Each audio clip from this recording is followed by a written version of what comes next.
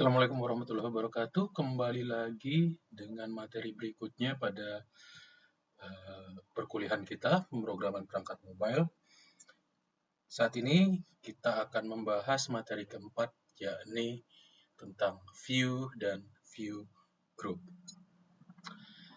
Pada pemrograman perangkat mobile untuk Android dengan framework native Java, dikenal istilah views. View ini kalau diartikan secara literal artinya tampilan, dan memang view ini menyangkut tampilan pada layar.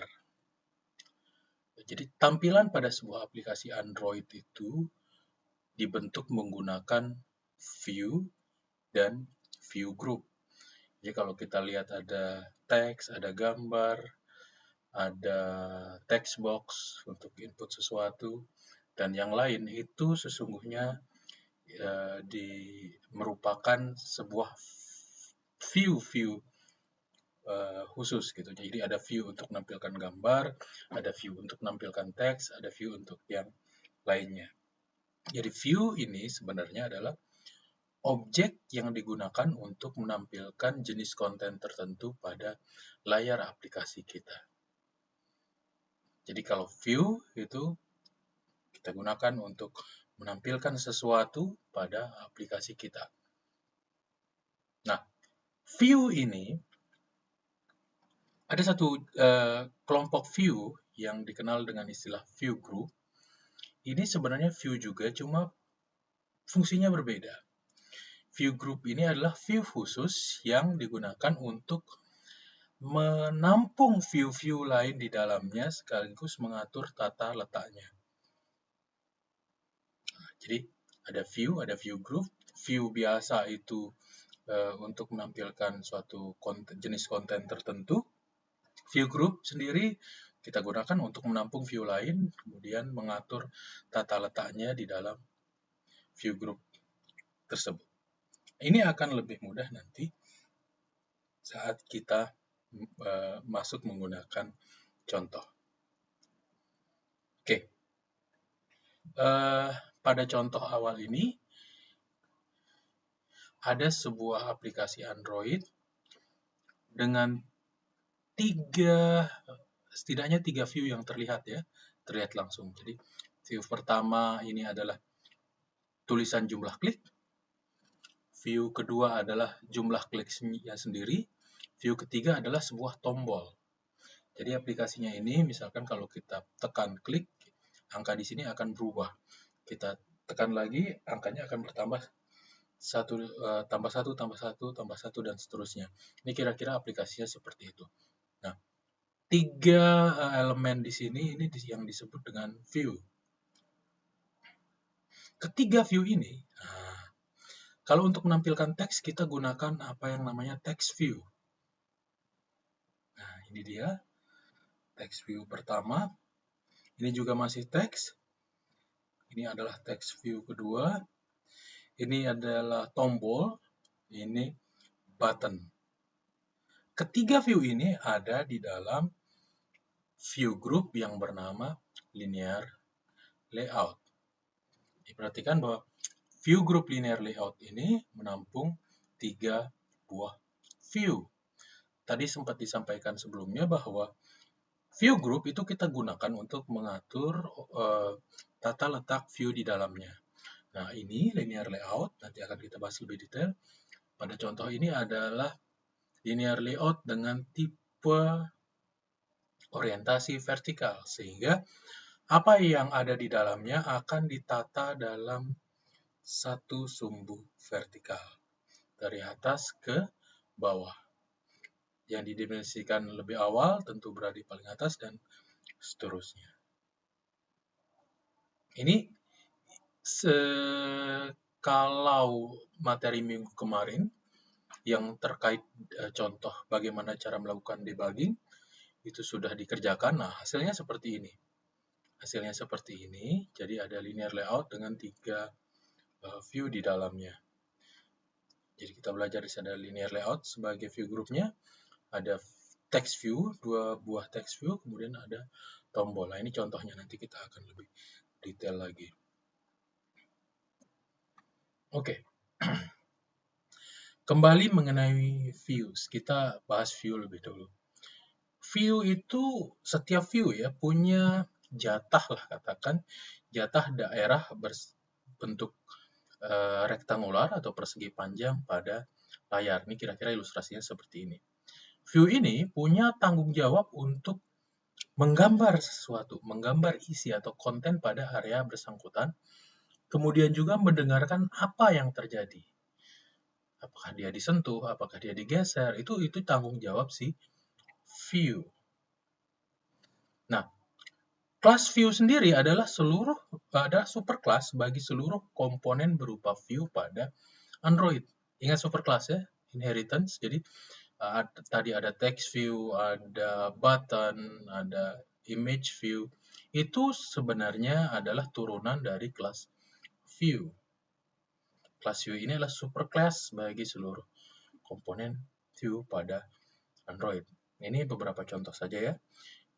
Ada text view untuk teks, edit text untuk meminta isian dari user, ada image view untuk menampilkan gambar, ada button tadi seperti contoh pada halaman sebelumnya.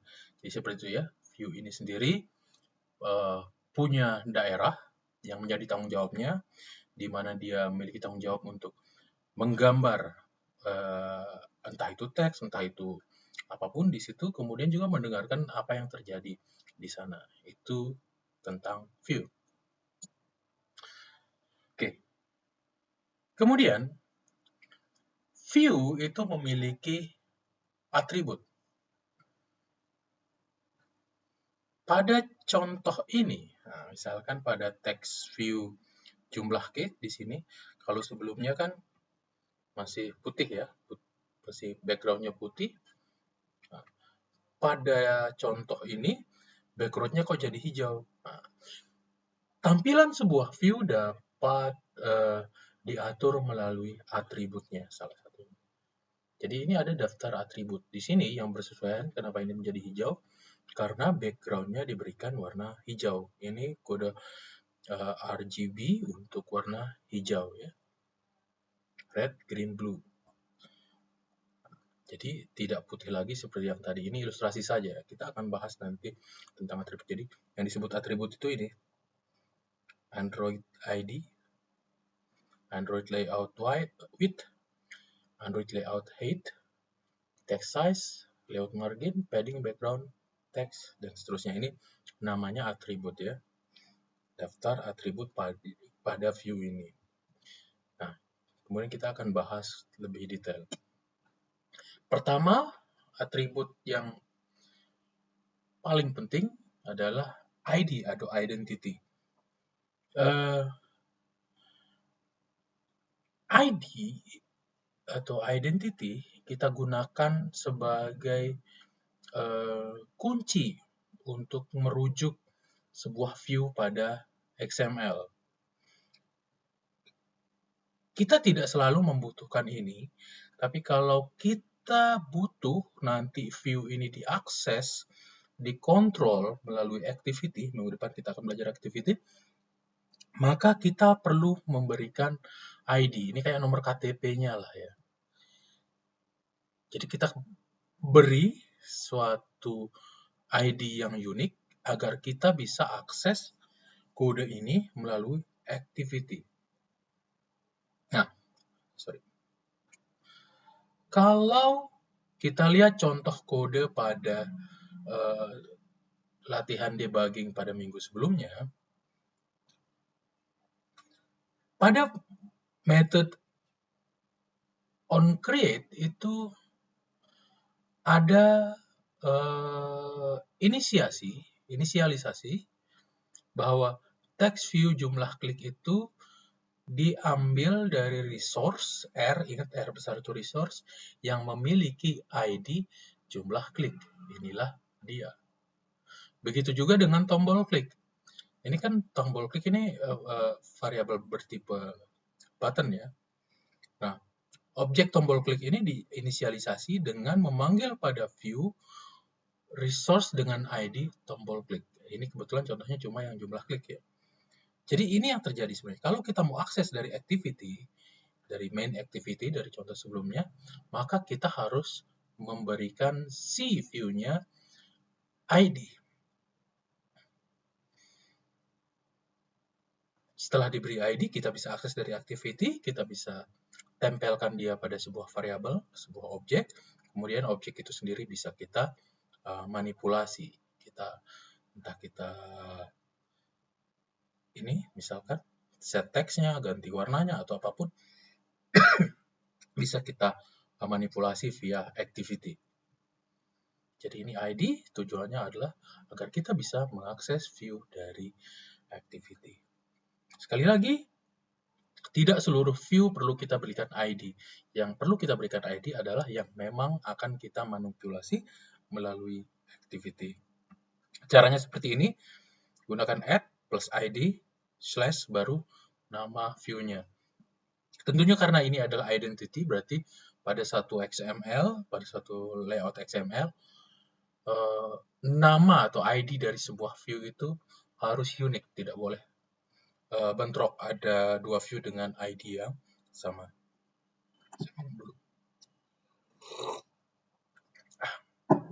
Kita lanjut ke atribut berikutnya. Atribut kedua, ada dua buah atribut sebenarnya yang sangat penting karena seluruh view yang kita deklarasikan pasti memerlukan ini. Ini adalah atribut yang menentukan lebar atau width dan tinggi atau height sebuah view.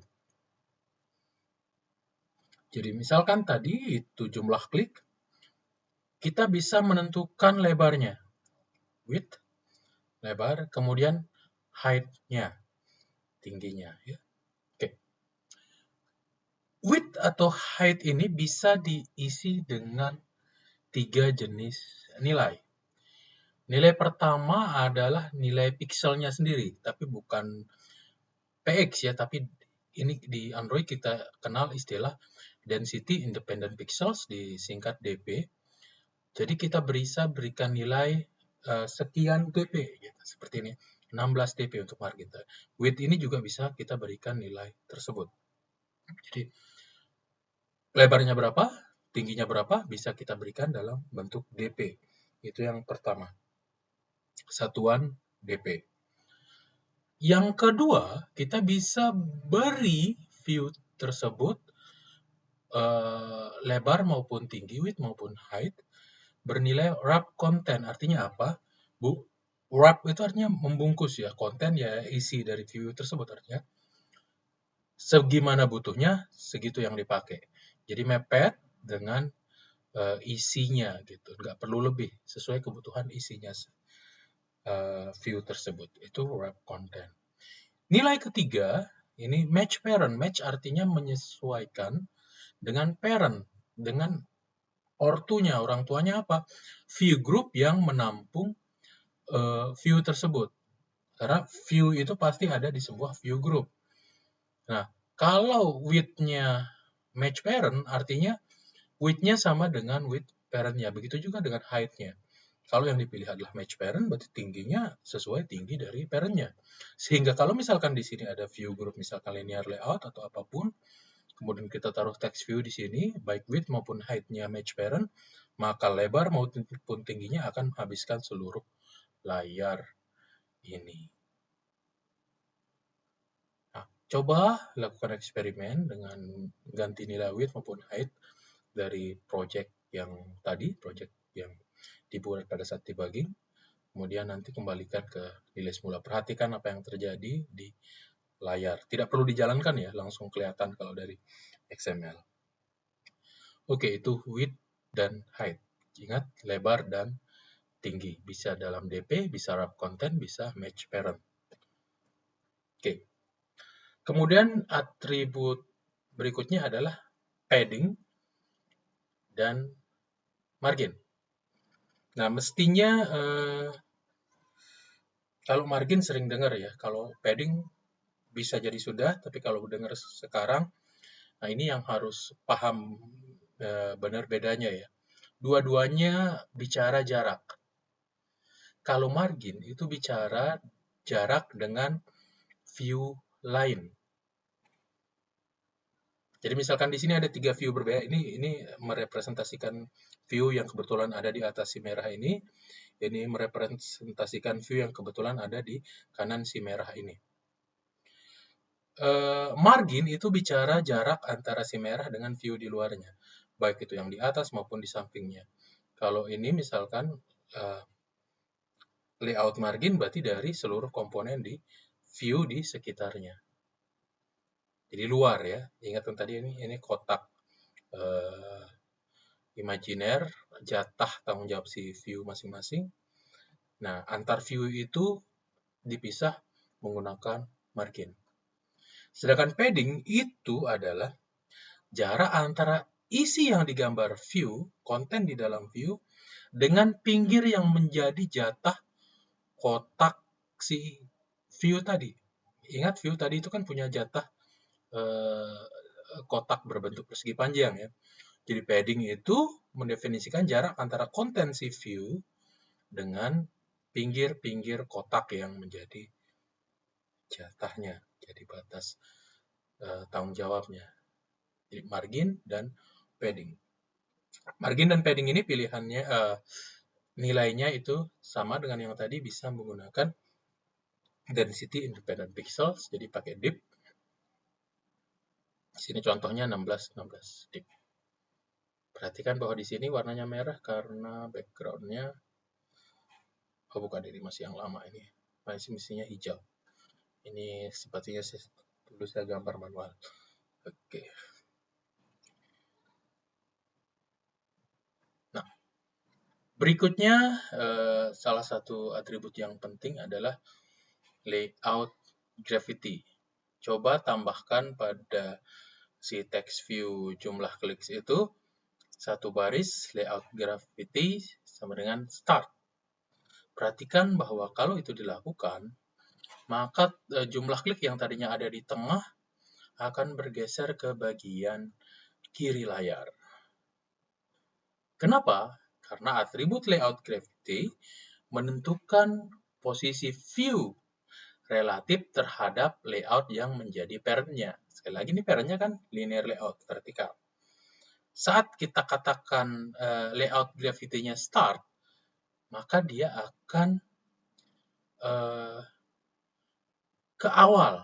Start itu kan awal ya. Kalau kita baca dari kiri ke kanan, maka awal itu berarti kiri. Kalau orientasinya left to right ya, LTR, left to right ya. Itu left to right berarti mulainya startnya di left, maka ini bergeser ke kiri jadinya. Kalau kita gunakan and, maka kebalikannya akan bergeser ke kanan. Ingat bahwa gravity itu sama dengan gravitasi, jadi seolah-olah ini ditarik oleh layoutnya ke arah ujung mulai. Kalau pakai and, seolah-olah ditarik ke ujung akhir. Coba lakukan eksperimen dengan memberikan nilai layout gravity yang berbeda. Oke, ini layout gravity ya, jadi kaitannya dengan si layout yang menjadi parent-nya. Berikutnya adalah gravity sendiri tanpa tulisan layout. Coba yang tadi yang layout gravity itu dihilangkan dulu, kemudian ganti width-nya. Width-nya jadikan match parent sehingga lebar dari text view jumlah klik ini memenuhi bagian layar secara horizontal. Kemudian tambahkan gravity center. Kalau tidak ditaruhkan gravity center, nanti angka nolnya akan di kiri. Nah, inilah fungsi gravity. Gravity itu menarik pada posisi entah itu ke kiri atau ke kanannya, atau di tengah-tengahnya. Jadi ini yang kita gunakan untuk membuat konten sebuah view ada di tengah-tengah. Gravity ya. Apa bedanya dengan layout Gravity tadi? Pada layout Gravity tadi, ini kan wrap konten, jadi memang view-nya kecil, nggak memenuhi, sehingga perlu ditarik atau perlu dibiarkan di tengah. Kalau di sini sekarang view-nya kan besar, isinya mau ditaruh di mana? Nah, kita bisa gunakan Gravity untuk menaruh view-nya, isi view-nya di tengah-tengah. Jadi relatif dari kanan kiri itu sama.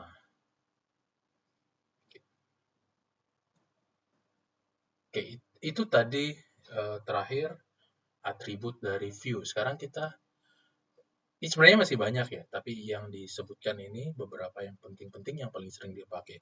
Tentunya silahkan kalian explore nanti, kalau ada yang perlu ditanyakan, seperti biasa tanyakan saja di forum atau langsung via grup kita. Kita beranjak ke berikutnya yakni view group. Seperti disinggung di awal, sekali lagi view group ini adalah view yang khusus karena dia digunakan untuk menampung view lainnya sekaligus menentukan tata letak atau layout dari apapun yang ada di dalamnya. Nah, view group ini mampu menampung view dan juga menampung view group lainnya. Jadi bisa hierarkinya bisa bertumpuk-tumpuk ya. Jadi pada contoh misalkan di sini ada view group 1, di dalamnya ada view 1, ada view group 2, di dalamnya ada view. View group 2 ini adalah anak dari view group 1. Nah, ini tentunya kalau bentuknya seperti ini yang cocok adalah linear layout. Kemudian ini view 1, kemudian ada linear layout lagi tapi yang horizontal kali ini. Ada view 2, view 3, dan view 4. Ini yang linear layout yang vertikal, ini yang linear layout yang horizontal. Nah, beberapa jenis view yang sering digunakan, ini yang klasik ya. Sebenarnya ada yang baru seperti constant layout dan seterusnya, tapi ini yang dasar dulu. Yang sering kita gunakan itu adalah linear layout untuk mengatur view tadi, baik horizontal maupun vertikal. Kemudian relative layout untuk mengatur view relatif terhadap view lainnya. Ada frame layout kalau kita mau view itu bertumpuk dan biasanya untuk dekorasi gitu. Kemudian scroll view kita gunakan untuk misalkan tampilan view kita tuh lebih besar dari layarnya. Kita taruh dalam scroll view sehingga bisa di scroll nanti dari atas ke bawah, bawah ke atas, itu kita pakai scroll view. Oke, ini contoh yang pertama. Linear layout yang paling gampang kita gunakan untuk menata baik secara horizontal maupun secara vertikal. Linear layoutnya yang biru, kuning-kuning ini view child view-nya. Nah, kemudian ada link di sini, ada penjelasan yang lebih lanjut, lebih detail berbahasa Indonesia, bisa kalian klik tentang linear layout. Intinya adalah sesuai namanya linear itu berarti garis lurus, view-view yang ditampung sebarkan dalam satu garis lurus, baik itu horizontal maupun vertikal. Contoh kedua adalah relative layout. Pada relative layout ini kita gunakan untuk menata view dengan view lain sebagai acuan, baik di view di atasnya atau view lain yang setara dengannya. Atas maksudnya induknya.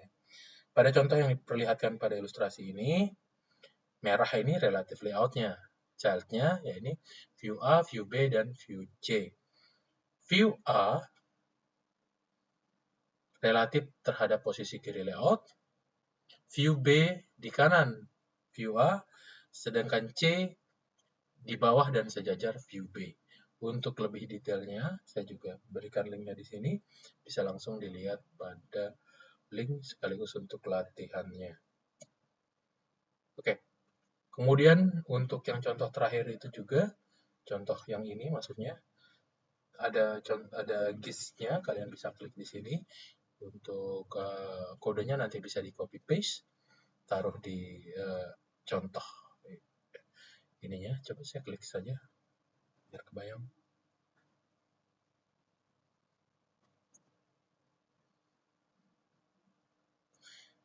Oke. Jadi di sini ada beberapa contoh layout dasar Android. Ada yang linear layout secara horizontal, kemudian linear layout yang secara vertikal, kemudian contoh relative layout. Ini silahkan bisa di copy. Kalau mau di copy itu bisa pakai cara klik row-nya, Ctrl A, Ctrl C, timpa kode kalian. Kira-kira kayak gitu. Coba tiga-tiganya untuk lebih paham mengenai linear layout, yaitu horizontal maupun vertikal, dan terakhir relative layout. Untuk view-view lainnya, nanti silahkan coba dieksplor sendiri, dan kalau ada yang bingungkan, coba agar bisa menjadi bahan diskusi kita, baik melalui forum, WA Group, atau saat kita nanti tatap muka di kelas.